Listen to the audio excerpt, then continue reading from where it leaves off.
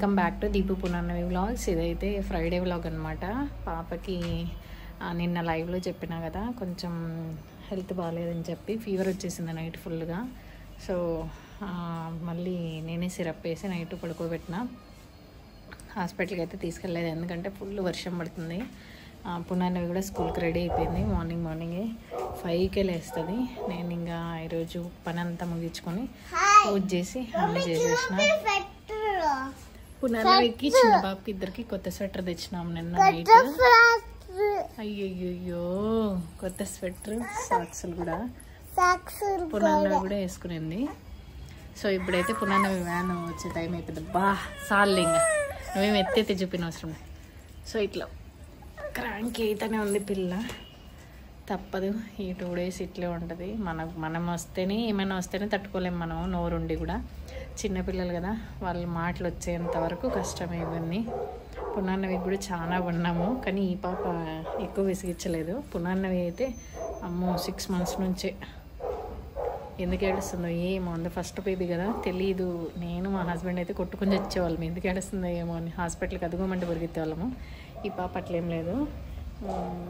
చూడాలి, ఈరోజు తగ్గిపోతుందని అనుకుంటున్నా. ఫీవర్ అయితే తగ్గిపోయింది, బట్ సుస్తు అనేది ఉంటుంది కదా, ఆ సుస్తు దాని నుంచి ఆ పిల్ల పడుకోవాలి అని ఉంది. పునర్నవి ఇప్పుడు వ్యాన్ ఎక్కిస్తానంటే పడుకోబెట్టేసేది. మార్నింగ్ అయితే ఫాస్ట్గా పులియోగరే చేసిన, ఎందుకంటే పిల్లలు వేస్తే ఇట్లా ఎత్తుకొనే ఉండాలి కదా, అందుకని కష్టమవుతుందని చెప్పి పులియోగరే చేసిన. పూజ కూడా అయిపోయింది, మార్నింగే చేసేసిన. అది ఈరోజుటి అప్డేట్ అయితే. ఇంకా ఈరోజు వ్లాగ్ అంతా తీద్దామని అనుకుంటున్నా. చూడాలి మా పిల్ల ఎంత సపోర్ట్ చేస్తుందో ఏమో అనేది. అందులో వేరే ఇల్లు క్లీనింగ్ స్టార్ట్ చేద్దాము అని అనుకున్నా, బట్ అది కుదురుతుందో లేదో కూడా చూడాలి. ఎందుకంటే ఫుల్ వర్షం అంటే వర్షము, బట్టలు చాలా ఉన్నాయి. బట్టలు ఆరేసేదానికి ప్లేస్ లేదు, ఆరడం లేదు. ఫస్ట్ ఆఫ్ ఆల్ ఒక రోజు వేసి 3 days వదిలేసినా కూడా ఆరడం లేదు అస్సలు. ఎండ అనేది వస్తలేదు, గాలి కూడా ఫుల్ చల్లగా వేస్తుంది కాబట్టి బట్టలు అస్సలు ఆరడం లేదు. ఏం చేయాలో బట్టలన్నింటినీ కూడా అర్థం అవ్వట్లేదు. ఈ బట్టలు ఉతికే సిస్టమ్ లేకుండా తీసి ఎక్కడ పాడేసి చెత్త వండికేసే ఇది ఉండింటే బాగుండనమాట. అట్లాంటప్పుడు ఏం చేయాలంటే, అది పేపర్ ప్లేట్లలాగా డ్రెస్సులు కూడా అమ్ముతానంటే బాగుండు. ఆ ప్రైస్కి తీసుకున్నాను. అది ఇంకా ఆఫ్టర్నూన్కి వంట అయితే కూడా చెయ్యాలి. పిల్ల సపోర్ట్ చేస్తే చేస్తాను, లేదంటే లేదు. భరత్ కూడా ఇంటికి వచ్చే తింటాడు. అందుకే ముందే అంటే 12-1 o'clock అంతా భరత్కి అప్డేట్ ఇస్తాను. పాప ఫుల్ పడుకునేసింది అంటే వంట చేసి పెట్టేస్తాను, లేదంటే భరతే వచ్చి చేస్తాడు. ఇంకా నేనేం చేయలేను. మామూలుగా సండే అయితే భరతే చేస్తాడు. ఇంకా పాప ఇట్లా ఉన్నప్పుడు చెయ్యాలి, తప్పదు. నేను నైట్ కూడా భరతే చేసినాడు. పాప ఇట్లా ఇబ్బంది పెడుతుందని. వ్యాన్ వచ్చిందేమో చూడు.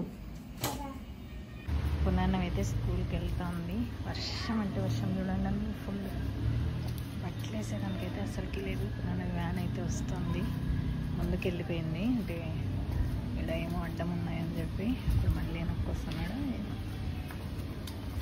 లేదు, తిరుక్కుంటున్నాడు. ఉండు నువ్వు సైడ్.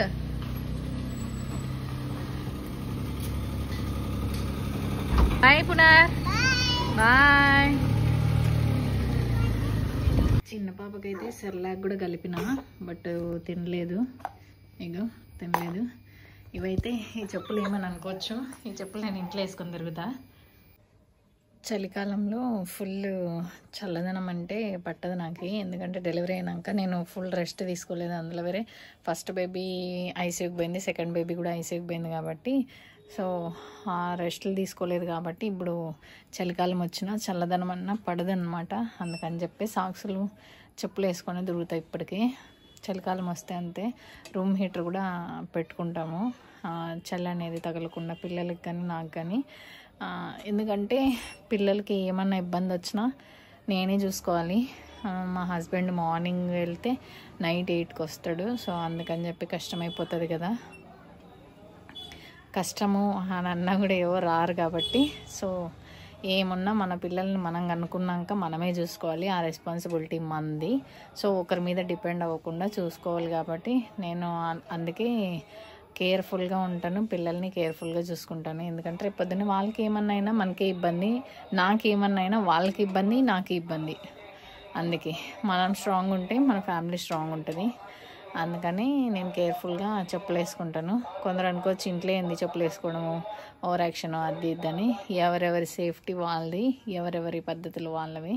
అంతే, ఎవరు ఏమో అనుకుంటారని నేను ఇది చేయలేను కదా. ఎందుకంటే కష్టం వస్తే నేనే పడాలి, వాళ్ళు వచ్చి పడరు కదా. సో అందుకని చిన్న పాపనైతే పడుకోబెడుతున్నా. ఇక స్వెటర్ వేసి బెడ్షీట్ కప్పి పాల బాటలు పెట్టేసిన, పడుకుంటా ఉంది. పునర్నవి అంటే డే టైం ఎప్పుడు కానీ విసిగించలేదు, కానీ ఈ పిల్ల డే టైం కొంచెం విసిగిస్తుంది. కానీ ఇట్లా సిక్ అయ్యి హాస్పిటల్లో టెన్షన్లో పెట్టేయడాలు పునర్నవి ఎక్కువ చేసింది. ఈ పిల్ల ఏమంతలేదు. ఫస్ట్ స్టార్టింగ్లో బెంగళూరులో అడ్మిట్ చేసినాం కదా, అదే. తర్వాత ఏం లేదు దేవుడి దయ వల్ల.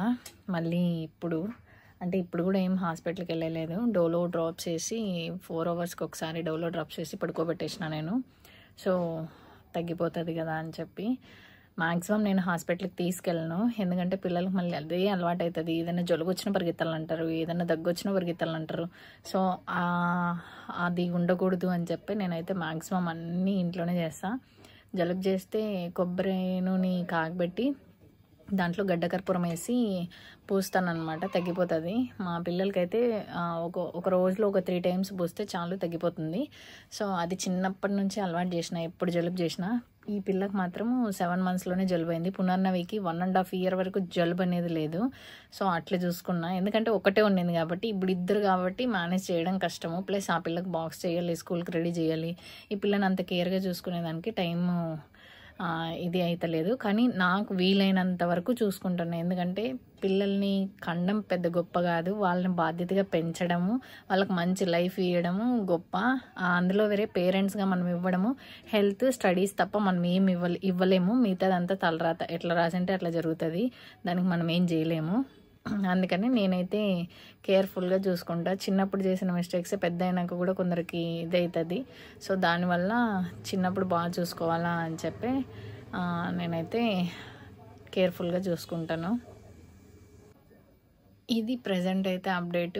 ఈ వీడియో ఇంతటితో ఎండ్. నా వీడియోస్ కనుక మీకు నచ్చినట్టయితే please like, share and subscribe my channel. Thanks for watching.